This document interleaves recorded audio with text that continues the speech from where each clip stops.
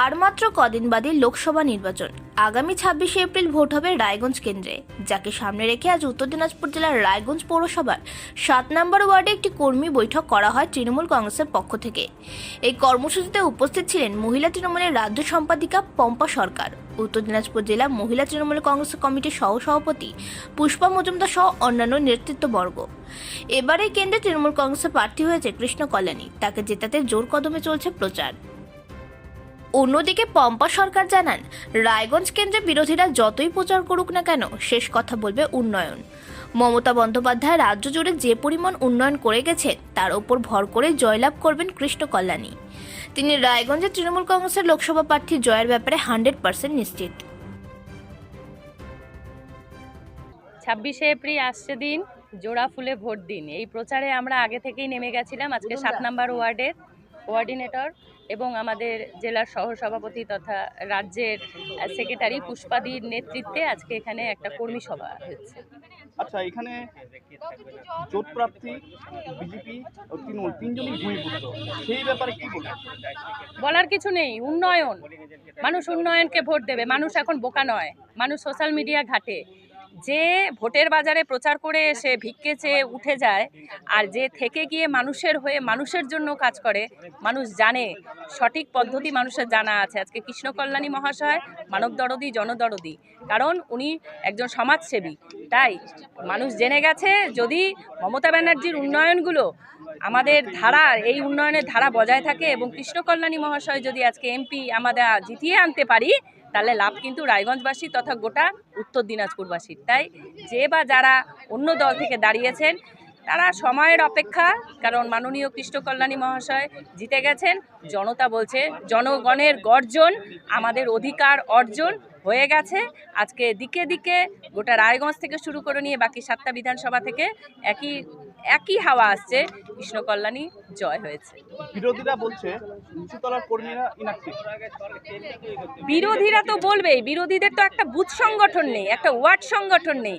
বিরোধীদের অনেক কথা, কারণ ওরা ভোটের সময় মানুষের বাড়িতে চুপিসারে ভোট ভিক্ষা করে। আমরা উন্নয়নের রিপোর্ট কার্ড দেখিয়েছি এবং মানুষ উন্নয়নের সাথে যুক্ত আছে।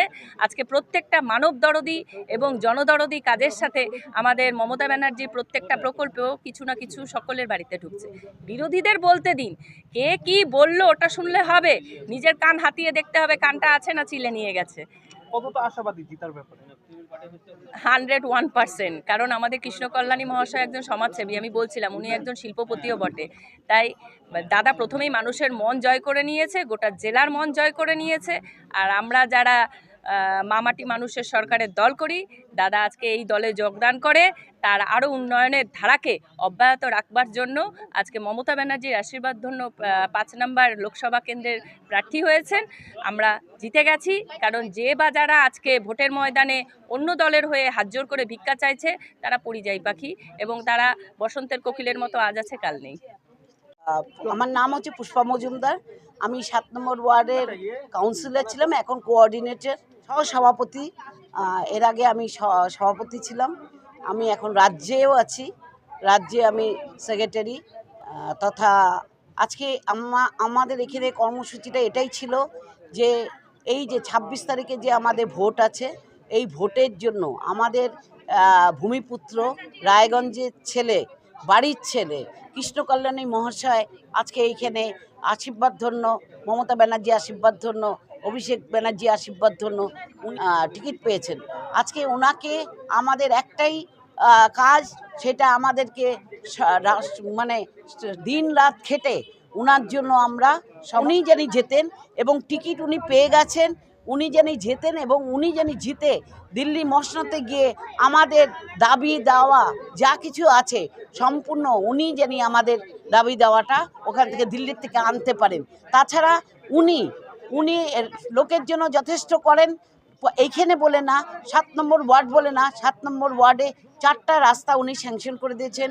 আমার ওয়ার্ডে খুব দুস্থ একজন মানুষ ছিলেন, ও মারা গেছেন, ওনাকে 50,000 টাকা হুইল চেয়ার। তাছাড়া শুধু তাই না, প্রত্যেককে যে দুস্থ, উনি খুব জনদরদি, উনি শিল্পপতি বটে, উনি রাজনীতি না করলেও হয়, কিন্তু তা না, উনি কিন্তু জনদরদি, উনি কিন্তু মানুষের পাশে থাকতে ওনার খুব পছন্দ করেন। উনি মানুষের পাশে থেকে, দুস্থ মানুষের সঙ্গে থেকে, দুস্থ মানুষকে সবসময় উনি আমাদেরকে মাথা অনেক উঁচু করে দিয়েছেন। আজকে এই ধরনের এমএলএতে উনি রিজাইন দিয়েছেন, কেননা যেহেতু উনি এমপি টিকিট পেয়েছেন, এটা প্রোটোকল হিসাবে এগুলি করতে হয়। উনি যেহেতু আমাদের এমপি হতে চলেছেন, আজকে আমরা চাই একটাই কথা, সেটা হচ্ছে আমাদের একটাই বক্তব্য, আমাদের 7 নম্বর ওয়ার্ড থেকে আমরা ওনাকে লিড দিব এবং সমস্ত 7 নম্বর ওয়ার্ডের মানুষ ওনার সঙ্গে আছে। সমস্ত 7 নম্বর ওয়ার্ডের মানুষ ঝাঁপিয়ে পড়বো আমরা, এবং এখন থেকে আমাদের শুরু হয়ে গেছে সম্পূর্ণ ওনার নামে প্রচার। শুধু তাই না, আজকে 2 তারিখে আমাদের নমিনেশন ফাইল হবে, আমরা সবাই যাব নমিনেশন ফাইলে ওনার জন্য, এবং ওনাকে আমরা একমাত্র একটাই জিনিস, ওনাকে আমরা এমপি সিটে, ওনাকে এমপি রূপে দেখতে চাই। এবং একদিন আমাকে এর মধ্যে আমি যখন মহিলা সহসভাপতি হলাম, উনি আমাকে সম্বোধনা জানিয়েছেন ওনার অফিসে, তখন আমি ওনাকে কিন্তু বলে এসেছি আমি কিন্তু আপনাকে এমপি রূপে দেখতে চাই। ঠাকুর আমার কথা শুনেছেন এবং এটাও শুনবেন, আমাদের এমপি উনিই হচ্ছেন, এবং আমরা সারা রায়গঞ্জবাসী ওনার জন্য সবাই তৎপরতার সঙ্গে কাজ করছি, এবং সমস্ত রায়গঞ্জবাসী ওনার জন্য আমরা সবাই বসে আছি। আমরা ওনাকেই ভোটটা দিব, কেননা উনি হচ্ছেন মানুষের পাশে থাকার মানুষ, জনদরদি, জননেতা। আজকে ওনার জন্য আমরা সবাই বসে আছি।